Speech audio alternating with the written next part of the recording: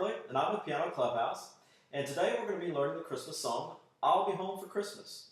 It was originally written by Walter Kent and Kim Gannon, 1948. So it's another oldie but goodie. Very famous people have recorded this. Elvis Presley, Bing Crosby, boy, you name it. The list goes on. Barbra Streisand, so on and so forth. So this is a classic, and let's just get started.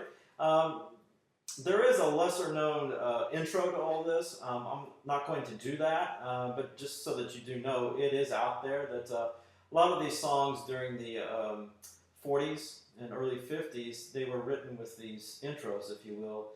And for whatever reason, over the course of time, they have been basically dropped, and the body of the piece now has basically become what it is, and the quote-unquote intro is kind of lost, if you will. So anyway, let's get into it. It is in the key of C. Key of C is this: C, D, E, F, G, A, B, C. Okay. It's not a very long song whatsoever as far as the words are concerned, basically 2 verses, if you will. And then it gets repeated in various different formations with instrumentation arrangements. So that's how the song gets elongated, so to speak. But very simple, but what's really cool are the jazz chords you get embedded in all this. So melodically, I'll play through it basically the first half and go back and add the chords. Okay, so basically it's in 4/4 again. So C, B, D, C, G, G. And then hold on to that. A, G, B flat, A, D. And then we hold on to that one for another full measure. D, E, G, F, E, G. And then stretch up there to the C. B, D, D, B, B, A. Okay, notice it has an incomplete feel. That's because we're going to continue on and basically do almost the same thing for the next half, except the ending is a little bit different. Okay, so we'll touch base back with that in just a minute. Let's go back now. Let's add some chords, because this is where the real fun starts with this one, with all the neat jazz chords. Okay, so it's a C. Starts off with C, G, C, E, G, and C. So 1, 2, 3, 4. Oh, really love this chord right here. It's a E flat diminished. So E flat, G flat. And this is technically a B double flat, but you're playing an A. And the melody up on top is the D. To a D minor, so I'm really not playing the minor because the melody up here is outside the chord, but if you were to add it, that's what it would be right there, but it's D, A, D, A, D, and then the G up on the top melody. And then when you do the G again, so this is Christmas, Christmas. That's a G, D, G, B, D, F, G. It's a G7. Okay, now go into a C6. The 6 is actually the melody note. It's the 6th tone of the scale. So C, A, and if you want to play G down there, you can. That helps color it up too. And then C, E, and then the A up there. 2, 3, 4. Okay, and E minor 7 with a flat 5. Woo! Flat 5 is the melody note actually. So E's, there's the 7 is the D, E, G, and the B flat as we discussed. That's the flat 5.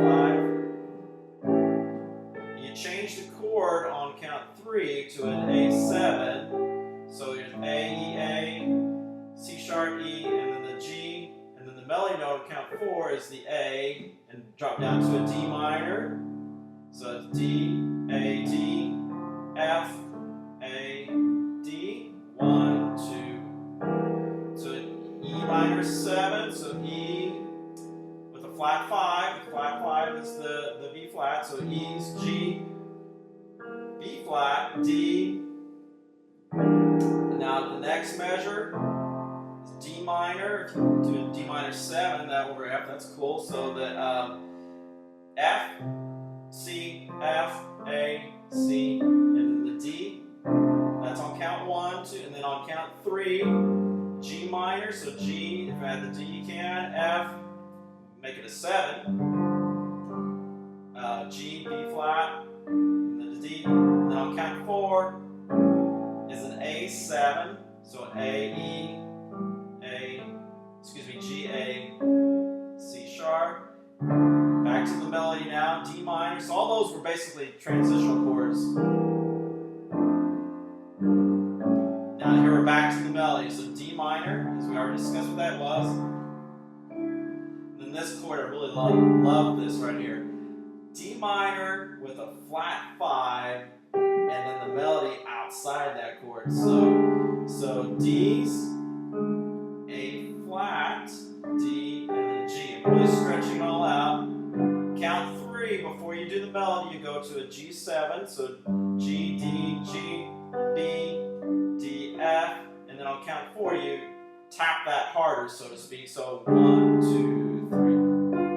Or you can do it like that, where you don't play that note until it's time to do the melodic line. You can do it that way. And then plain old C. Wow, that's finally just a plain old chord.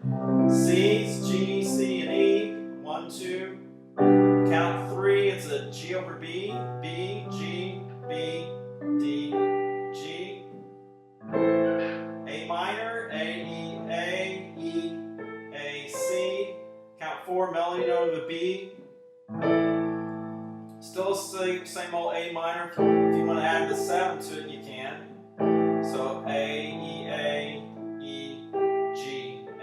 And the D is outside the chord again. To D7, D, A, F sharp, A, C, and D.